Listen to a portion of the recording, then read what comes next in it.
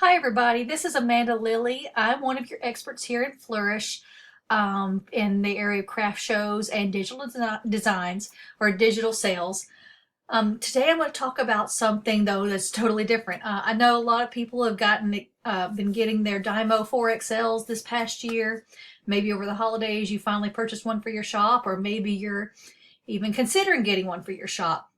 Well, once I realized that my Dymo 4XL can do way more than just shipping labels, I've started seeing how much more value there is in my label writer. So I'm going to show you. I know some people have recently been posting all the different things they're using their 4XL to make, all different kinds of like promo materials and things to add to their packaging. So I'm going to kind of give you a quick rundown of some of the things that you can do. I mean, the possibilities are endless, but if you can at least get some ideas of what to do, and those of you that have been doing some things, if you share your ideas, kind of to help show those that are just getting started with theirs, or maybe if you've even had yours for a long time or considering buying one, how much more value you can add to your shop and how much more value that it can add to your machine, because it is quite an expensive thing to purchase. So when I'm just going to open up the software and kind of walk you through a few of the things that you can do with it. All right, so the software that comes with it, there is something called Dymo Label, and that's what you'll need to open if you have the software. All right, give me a second. All right, so if you open up the software, here on the left side, you can see all different kinds of labels that you can actually purchase. And I purchased mine through Amazon, and you can sometimes get Dymo labels. There are also off-brands. I purchase off-brands because I have yet to find an off-brand that has good ratings on Amazon that has not been worked out just perfect in my machine, but it's totally up to you. But here's the different kinds of labels that they carry. As you can see, there's tons of labels here, tons of things that you can do. So think about these and what all you could do with these and the possibilities for adding things to your shopper. And your customer experience is just endless. Okay, so you got basic address labels. So you click on it and it will bring up here in your workspace. You can type things in, whatever. I'll show you kind of some of that later. I mean, you got your basic. Now it does have some limitations, but here your basic kind of formatting here.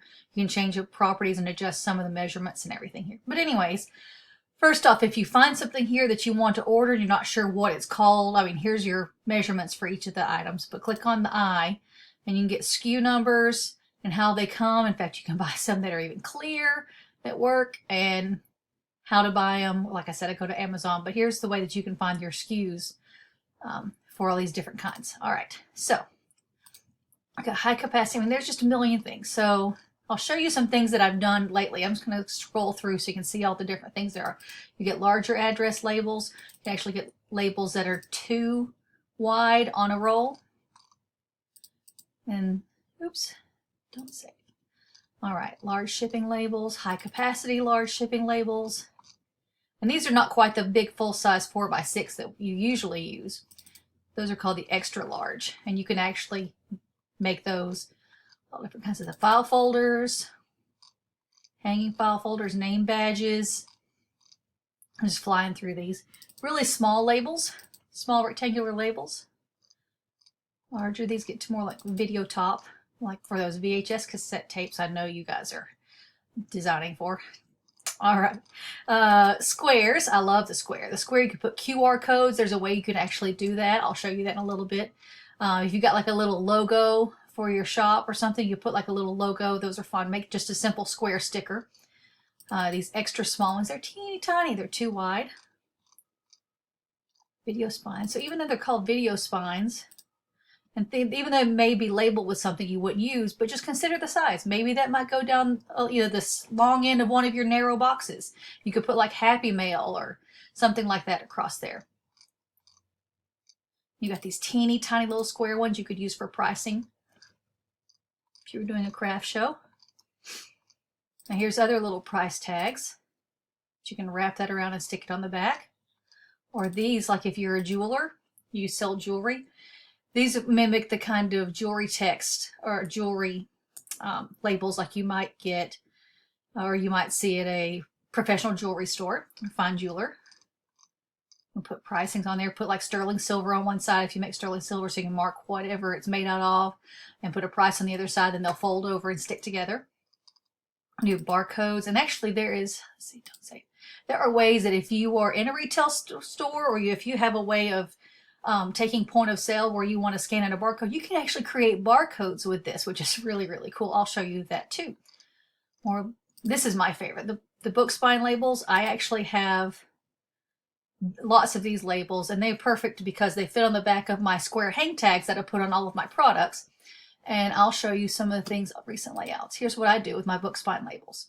I sometimes will have just my logo and my shop name. I have also done, I like to put, like, if it's one of my crochet items, I like to put the fiber content, baby care instructions on the back. Another thing I've done is on my postcards that I carry to craft shows, I use postcards instead of small business cards, and I might actually put a coupon code, and I have a spot on my postcard I've designed to fit this little sticker, so each show that I do, I can give a special coupon code or a special discount or deal on that. What else do I do? Oh, I've done some like printable bonuses if I want to attach it to a product, like my advent calendars. I had like a bonus printable thing that I included, so I stuck that on the back of the packaging. So like I said, that's been my favorite thing, has been these little book spine labels, because they fit on the back of my little square hang tags. I've got 2x2 square hang tags, and these fit perfectly on the back. Let me show you some other things that I have done. Let's see. Open. Give me a second here. For my hats that I make, my crochet hats, I like to put sizing on the back of them. So there I have sizing, and then the care of how to take care of things. Let's open up something else here. Actually, you know what? Instead of doing it this way, you can actually go to Saved Labels and open up the things you've done recently. This will be easier. Okay, so I have done there's more care instructions for something I'm doing for my daughter's school. If you want just to have, I love these are little file folder ones, I believe, and you can just have a simple little, put your address, your website name or something right on there. QR codes. So this is super easy. So I know these are on the teeny tiny squares. They may be a little too small, but here's how you would do QR codes. You would go insert, and there's barcodes. And actually, sometimes clicking this button doesn't work, but I have to go to insert, barcode. And then it will open me up a preferences window. Sometimes. Apparently it's not working for me right now. Okay, there we go. So if you are into barcodes, you know what kind you're looking for. These are all the different codes you can do. So if you want to create one for a website, let's say just a QR code, change it from that, and you put it, you want it to direct to a web page, you can direct it to your phone number, email, whatever. Connect it to a web page, and I would say, let's go to my shop site and click OK, and then it's created this little QR code. May not fit there. So anyways, I have to adjust it. But anyways, let's say I had it on a different size label. There you go. And that would take them directly to, so if I want to put that on a business card or on a product package, anything, or a sign, that's the way I would do that. Okay, back to other things that I've done. Okay, QR codes, those jewelry tags. So you might not have the price on both sides. On one side, you might actually write sterling silver or 24 karat gold, whatever it is. Oh, these are fun too. Like, let's say you want to put on a special coupon code on the back of your business card. And you can type in a coupon code and stick it on the back.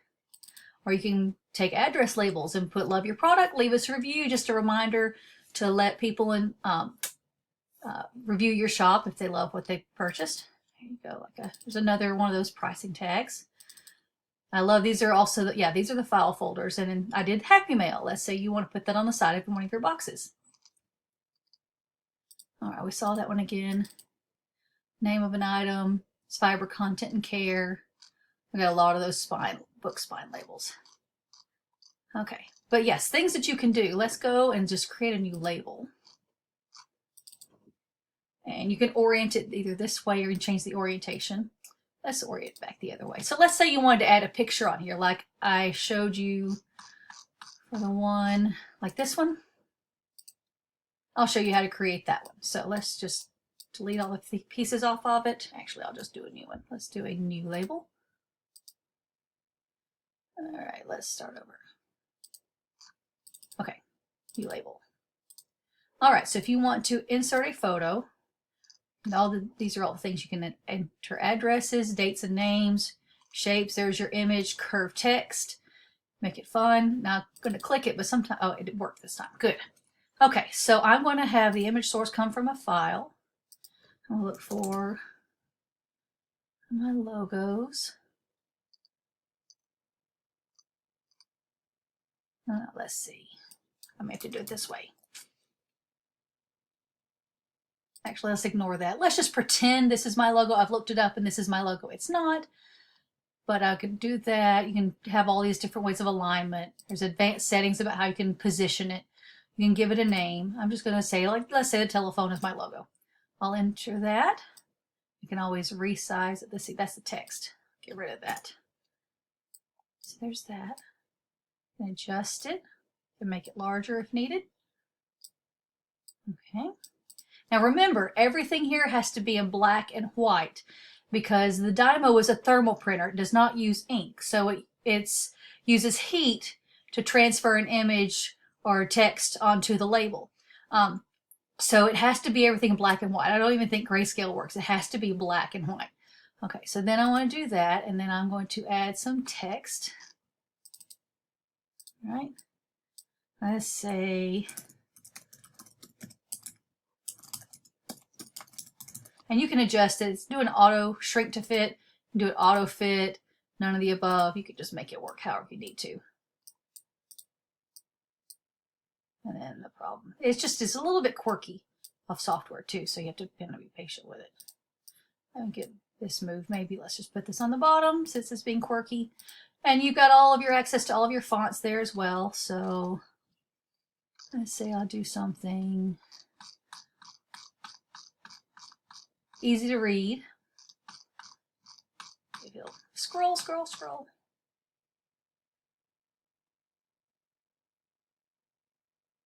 And my computer's decided it's done. Still done. Okay. Let's just do that. Okay, easy to read. Adjust it up. It's on auto fit, so maybe I'll adjust that a little bit more. Line it center. And so forth. You can move it around. Anyways, that kind of gives you an idea of some of the things you can do. Have fun with it. I'm just one of those types that likes to dig around and see all the different capabilities everything has. Oh, really quick too, let me show you. Depending on however many copies you want to make, you'll just choose a number of copies here and click the print. And make sure that you've loaded the right kind of labels into your printer before you print, because whatever it prints on, it's going to use them up. So even if you're printing on those gigantic 4x6 labels, it'll use up 7 of those and only print up something that size on it. So be sure that you know what you're doing there.